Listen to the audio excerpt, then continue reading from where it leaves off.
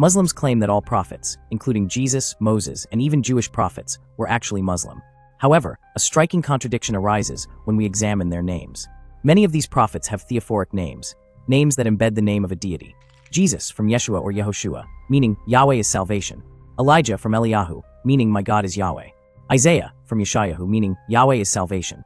Jeremiah from Yirmiyahu, meaning Yahweh exalts. Zechariah from Zechariahu, meaning Yahweh remembers. Here's the problem. If Jesus, Moses, and the prophets were actually Muslims, why did their very names exalt Yahweh, the God of the Bible, instead of Allah? Shouldn't they have been named something like Abdullah, meaning slave of Allah, or have names that honor Allah instead?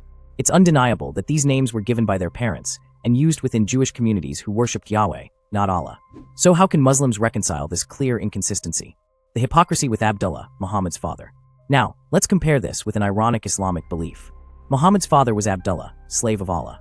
However, Islam teaches that Abdullah was a polytheist and doomed to hell in Sahih Muslim 203. This raises a critical question. If having Allah in one's name proves submission to Allah, then why is Muhammad's father not considered a Muslim? If prophets like Yeshua, Jesus, Eliyahu, Elijah, and Yeshayahu, Isaiah, were Muslims because of their names, then shouldn't Abdullah be considered one too? Yet, Islam condemns him. The inconsistency is glaring. If having Yahweh in a name doesn't mean those prophets worshipped Yahweh, why does having Allah in a name suddenly prove someone's devotion to Islam? If the argument is that Jesus and all prophets were Muslim despite their theophoric names, then what makes Muhammad's father an unbeliever despite his theophoric name honoring Allah? Islam seems to contradict itself. The prophets of the Bible had names glorifying Yahweh, not Allah. And even a man named slave of Allah, Abdullah, is condemned to hell. The claim that all prophets were Muslim simply doesn't hold up. Conclusion: the Islamic claim is self-defeating. If Islam were true, we would expect the prophets to have names that honor Allah, not Yahweh.